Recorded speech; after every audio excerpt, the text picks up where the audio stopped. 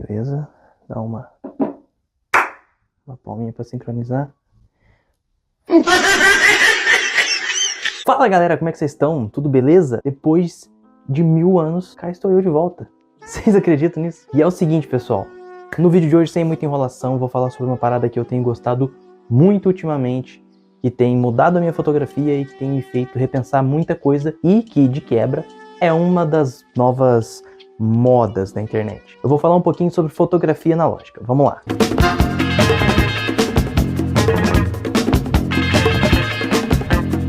Bom, pessoal, então sem muita enrolação, antes de mais nada eu queria falar para vocês que eu falo muito sobre isso lá no meu perfil do Instagram.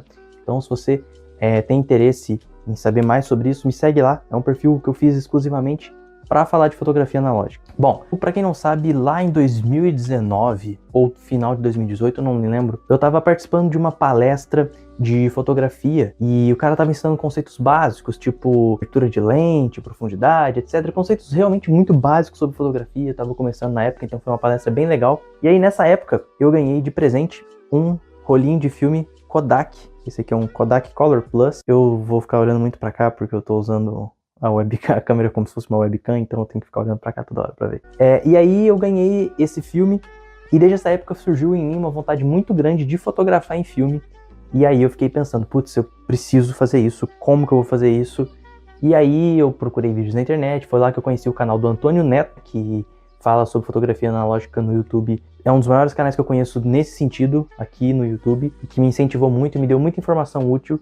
E ele é um cara muito legal, respondeu um comentário comigo lá uma vez, é um cara muito bacana, então se vocês quiserem saber mais aprofundadamente sobre fotografia, recomendo vocês irem lá no canal dele. Assistindo o canal dele, ele falou algumas paradas sobre o preço das câmeras usadas, sobre riscos de comprar uma câmera usada, e aí pensando nisso eu comprei essa câmera aqui, ó, que é um modelinho muito simples. Essa aqui é uma Vivitar, o foco não vai focar nela porque minha câmera não tem esse tipo de foco, ela tá focada no meu rosto. E é conhecido esse tipo de câmera aqui, é conhecido como saboneteira. Ela é uma câmera muito simples mesmo, ela é toda de plástico, a lente é de plástico. E assim, foi a minha primeira experiência com fotografia analógica, gastei o meu primeiro rolinho de Kodak com essa câmera aqui. E aí era a câmera que eu usava para levar pro rolê com os meus amigos e tal, eu costumava gostar bastante de usar ela, meio que para registrar os momentos só mesmo. Mas aí, como eu já tinha um conhecimento de fotografia e eu queria um pouquinho mais, eu comecei a procurar por uma outra câmera que fosse me entregar mais. Então, a partir disso, eu fui e comprei uma Olympus, que era muito parecida com essa aqui, ó. Já era uma câmera toda manual, mecânica, etc, mais complexa, mas ela estava estragada. Vai tomar no cu, piranha! Não ouvi direito os conselhos do Antônio Neto lá, comprei uma câmera usada, ela estava estragada, e aí eu perdi uma grana com isso, e porra, foi uma dor de cabeça, fiquei pagando as prestações dela, e ela só sendo servindo para peso de papel, mandei pro conserto, não tinha conserto, foi triste.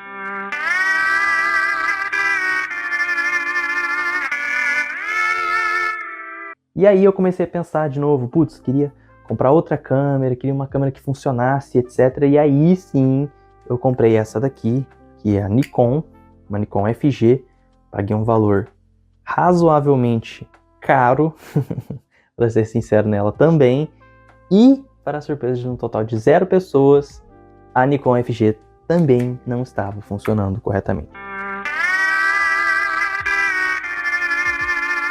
Burro, burro, burro, burro, burro. Vou passar para vocês algumas fotos na tela aí que eu fiz com ela. E assim, resultado um tanto quanto decepcionante para mim. E porque ela tava com problema na cortina e etc. Eu mandei ela reformar esse ano e aí ela voltou a funcionar. Foi por pouco, assim, ela tem alguns probleminhas que se algumas coisas tivessem estragado nela não teria conserto. Mas por sorte tinha conserto sim. E ela tá funcionando. Aí nessa época ainda, quando eu tava lá com a minha Olympus, eu comecei a pensar que eu queria uma câmera mais segura, que eu tivesse certeza que eu ia conseguir tirar as fotos. Então eu fui e comprei esta daqui, que é uma Canon EOS 300. Cara, por que eu comprei essa câmera aqui? Ela aceita o mesmo tipo de lente da Canon que eu tô usando agora. Eu tô usando uma T5 para me gravar, e ela tem o mesmo bocal, que é o bocal EOS EF da Canon.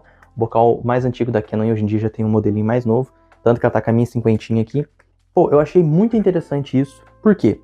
Achei interessante demais ter a possibilidade de usar as lentes que eu já tinha, e numa câmera que a linguagem dela aqui, apesar dela não ter uma tela, né, aqui você já coloca o filme, cara, se eu fizer um autofoco aqui, ó, vocês vão ver que até o barulhinho do foco, viu? O grilinho, é o mesmo do da Canon atual. Então assim, porra, é muito bom, muito interessante ter uma câmera que seja tão familiar assim, né? Pensando nisso, e ela ser uma câmera mais nova, que já tem recursos eletrônicos, o autofoco é um deles e tal. Pensei, putz, é uma câmera que vai entregar qualidade de imagem e que vai ser uma câmera familiar pra mim, que tô acostumado a usar Canon. Então, eu fui lá e comprei essa câmera aqui, paguei uma bagatela de R$300, paguei um valor muito bom nessa câmera aqui. Já revelei fotos dela e vocês vão ver aí na tela algumas fotos que eu fiz com ela. Ela entrega uma qualidade muito boa de fotos, ela é muito confiável e é muito boa para quem já utiliza as câmeras da Canon. Ela vai entregar para vocês aí, com certeza, e se você já tiver uma câmera que tem o bocal EF, você vai gostar e vai te satisfazer sim, e é uma boa para você fazer fotos sem muita dificuldade, com familiaridade. Você que já tem uma Canon aí, é uma câmera que eu recomendo bastante, um tipo de câmera que eu recomendo bastante. Mas o que eu vou falar pra vocês é a mesma coisa que o Antônio Neto dizia lá no vídeo dele, que é o seguinte: deem preferência por comprar câmeras em lojas ou fisicamente poder testar elas para ver se elas estão funcionando, se elas estão puxando filme, se elas estão acendendo, se as baterias estão tendo contato.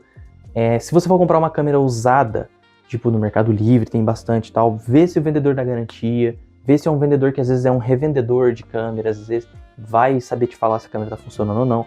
Evita, se você não conhece muito, e as pessoas normalmente não conhecem muito sobre a fotografia analógica, evita comprar câmeras usadas, porque você pode acabar, não por má fé da pessoa, mas às vezes por desconhecimento seu, comprando uma câmera que não está funcionando e que não vai te ter utilidade nenhuma, vai ser só um peso de papel. E se você quiser comprar uma câmera para viajar, uma câmera mais de iniciante, eu recomendo muito esses modelinhos de saboneteira. Eu não tô com ela aqui porque não é minha, é da minha namorada, mas ela tem uma Yashica de saboneteira que é muito legal.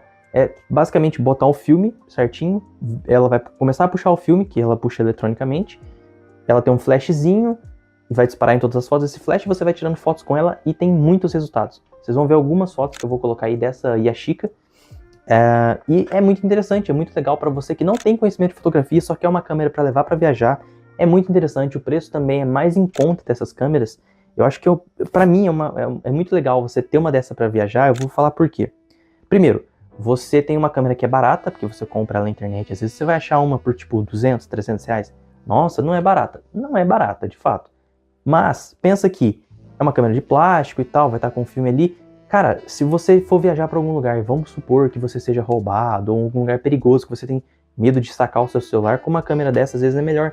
Você vai, tira suas fotinhas ali, às vezes o cara vai olhar, nem vai ter interesse em roubar uma câmera. Vai, nossa, câmera velha, de plástico, não vou querer roubar essa câmera.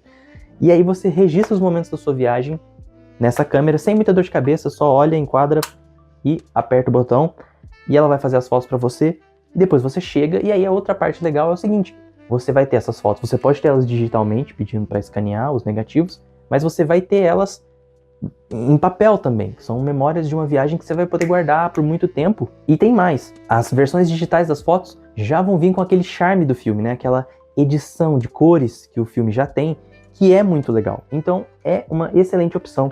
Uma outra câmera que eu comprei também, ainda quando eu estava procurando uma câmera para mim, foi a Olympus Trip 35, que é uma câmera muito popular entre fotógrafos na fotografia analógica no geral. Esta minha aqui funciona, tem um fotômetro funcionando, que é muito bom mesmo, mas ela precisa de uma manutenção na lente. A lente dela tá com fungo, tá bem suja, mas eu paguei muito barato nessa câmera, eu comprei usada também, me arrisquei. Ela tem uma parada que eu não gosto muito, porque ela é automática. Se não tiver luz suficiente para fazer a foto, sobe uma bandeirinha vermelha aqui dentro, mas eu preciso dar manutenção na lente dela. Vocês vão ver algumas fotos que eu fiz aí, o haze, né, que se diz, ele tá atrapalhando muito a qualidade das fotos dela. E a outra coisa que eu ia falar, que eu não gosto muito nela, é o esquema de foco dela. Por quê? O foco dela não é automático, o foco dela é por distância. Você até tem aqui embaixo marcado de quantos metros em quantos metros, que é o foco. Então, primeiro a 1 metro, o objeto tem que estar a 1 metro de você, 1,5 metros, 3 metros e foco no infinito. Então é muito fácil errar o foco ou esquecer de fazer o foco com ela, e isso é meio chatinho. E não gosto, porque aí as fotos sem foco ficam uma qualidade meio paia, né? E aí, assim, às vezes você, por exemplo, vai turistar. Eu quero tirar uma foto, tô dando um exemplo do que aconteceu comigo, né? Eu quero tirar uma foto em frente ao Museu do Ipiranga. Você dá essa câmera na mão de uma pessoa, você vai com a sua namorada lá. Nossa, eu tô realmente falando o que aconteceu comigo. E aí a pessoa vai tirar a foto, você meio que vai medir a distância, mas não tá exato ali, né? Então, será que tá 3 metros? Será que tá 2,5 metros? Não sei, eu não tenho uma fita métrica no olho, não sou tão bom de distância assim. E aí a chance da foto ficar sem foco é grande, então é meio ruim isso, é bem ruim isso, na verdade. Então, assim, é uma câmera que tem as limitações dela, mas entrega resultados muito legais. E, pô, a estética dela é muito bonitinha, né? E ela é muito compacta para você levar para viajar. É muito interessante mesmo, assim. Você sabendo utilizar ela bem, ela vai te entregar resultados. Essa minha tá aposentada temporariamente, mas é por uma questão de até eu mandar ela para manutenção, para limpar essa lente dela, e depois eu acho que eu vou voltar a utilizar ela, principalmente para viagens. Eu vou bastante para São Paulo, e alguns lugares de São Paulo são muito interessantes para fotografar, mas eu fico meio assim, às vezes, de estar com uma câmera grande, de, sei lá, ser roubado, tal. Vocês sabem como que é a cidade grande, né? Então ela vai voltar a ser usada muito provavelmente nesse sentido aí. Bom, essa é a segunda vez que eu tô tendo que gravar essa parte. Eu tive que parar o vídeo porque a bateria acabou, e aí eu gravei uma segunda parte pro vídeo, e o meu microfone não tava funcionando. Então, eu vou falar de novo tudo que eu falei. Basicamente, quando eu parei a primeira vez para carregar a bateria, eu fiquei pensando sobre algumas informações importantes que eu poderia trazer para vocês da geração Z, que não tem muita experiência com fotografia de filme. Eu tô brincando, né, mas eu mesmo tive muita pouca experiência com fotografia de filme, porque quando os meus pais usavam fotografia de filme eu era criança, então eu nem fotografava. Então eu não sei dizer. Então, como que é o processo para você fotografar em filme? Bom, a primeira coisa que você vai precisar, obviamente, é de uma câmera. Beleza, depois que você adquirir uma câmera, você vai precisar comprar um filme, né? Eu tô aqui com uma caixinha de um Kodak, mas tem vários tipos de filme. Tem Kodak, tem Fuji, né? Tem os filmes rebobinados, que basicamente a galera compra na gringa um rolo de filme de cinema gigantesco, e aí eles vão cortando as tiras desse filme no tamanho de uma bobininha, né, que vai caber numa bobina, que são mais ou menos 36 fotos, ou 24, depende muito, e aí eles colocam nessas bobininhas aqui. E aí, uma vez que você tem esse filme aqui, você vai colocar ele na câmera, e dependendo do tipo de câmera, vai ser diferente o jeito de colocar e tal, mas no básico você coloca certinho lá, tira suas fotos, rebobina ele para dentro da bobininha de novo, e manda para um lugar para revelar. Se você mora em capitais, normalmente você vai ter locais para revelar aí na sua cidade. É só procurar direitinho na internet que você vai achar alguém que faça esse serviço. Eu não moro em capital, mas eu tinha um laboratório aqui na cidade que fazia esse trabalho. Mas, infelizmente, a maquininha deles que faz a revelação do filme lá, né, o Minilab, deu pau e eles não consertaram. E aí, o que eu comecei a fazer? Comecei a mandar lá pro Lab, não sei a pronúncia, não sei se é português ou inglês, ou se é misturado, que é lá em Curitiba. Eu mando por correio pra eles e eles revelam pra mim, digitalizam os filmes e me devolvem os negativos. Essa parte de devolver os negativos é opcional ou não, depende de cada um. Aqui, ó. Esse aqui é um dos negativos que eles devolveram lá, ó. E as fotos estão todas aqui registradas no negativo. Eu gosto de pedir de volta os negativos porque eu gosto de ter, né? Isso aqui é um backup que ninguém nunca vai conseguir tirar de mim, né? Mesmo que role um apagão digital e etc, eu ainda vou ter aqui um último registro dessas fotos que pode ser ampliado no futuro. Mais uma vez que você tem as fotos digitalizadas aí, se você não quiser pagar para devolver, mandar imprimir as fotos pela cópia digital ou só ficar usando pela internet mesmo, não tem problema. Eu gosto de revelar as fotos, de imprimir as fotos, porque eu acho que essa é uma das partes mais legais da fotografia. É um aspecto que tem sido perdido na fotografia, porque as pessoas não revelam mais fotos e você acaba perdendo as fotos e as fotos não têm mais tanto valor quanto tinham antigamente. Eu sou um cara que gosta de coisa velha, né? Gosto de velharia, então eu adoro foto revelada. Mas impressa, né? Que aqui no Brasil a gente tem mania de falar revelada, a foto no papel, mas é impressa. Revelada isso aqui já é revelado. Já revelou o filme, tá revelado. Enfim, para que eu indicaria cada tipo de câmera para cada pessoa? Se você quer viajar, eu indicaria uma câmera, uma saboneteira. Para viajar, tirar foto com os amigos, uma coisa mais distraída. Uma câmera com valor mais baixo. Uma câmera que você vai ter menos risco de fazer alguma coisa errado. Mas câmeras mais novas, normalmente, vão dar menos esse tipo de problema de você fazer algo errado, porque elas são mais automáticas, então elas vão automatizar o processo para você. Se você já é um fotógrafo mais experiente, quer uma experiência legal, uma qualidade bonita, um aspecto legal nas fotos. Câmeras manuais, câmeras mecânicas, como essa aqui, são câmeras que esteticamente são lindas, lindas. A indústria da fotografia nunca mais produziu nada tão bonito quanto isso aqui. Nunca mais. Hoje em dia, algumas câmeras de mirrorless, né, dessas de última geração, principalmente as Fuji e as Nikon, tentam copiar esse aspecto aqui dessas câmeras vintage e são bem bonitas, mas nada nunca vai ser tão bonito quanto uma câmera dessa aqui. Mas fora isso, são câmeras duráveis, resistentes, de ferro e que vão entregar resultados muito legais. Muito legais. Uma outra parte muito interessante de fotografar com câmeras nesse estilo é que é tudo manual. Então você vai ter que comandar a câmera inteira. E vai por mim, isso vai te ajudar demais a entender como fotometrar, como interpretar a luz, o que você quer da sua foto. Você quer mais desfoque, você quer menos desfoque, você quer mais qualidade, você quer uma velocidade maior.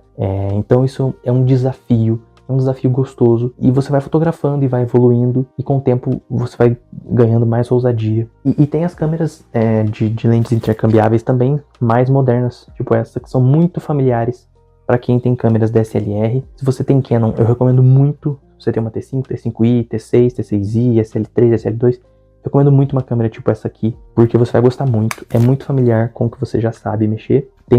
Ela tem todas as partes automáticas. Se você não quiser mexer em nada, só quiser apertar o botão, ela vai fazer tudo automático para você, de uma forma inteligente, mais ou menos igual às câmeras modernas. É interessante também, você vai poder usar as lentes que você já tem. Então, muito recomendado também nesse sentido. Se você que está começando agora, eu recomendo você começar com uma câmera mais barata, ver se você gosta. E se você quer entender fotografia, beleza, eu vou começar agora, mas eu quero aprender a fotografar. Quero aprender os conceitos da fotografia.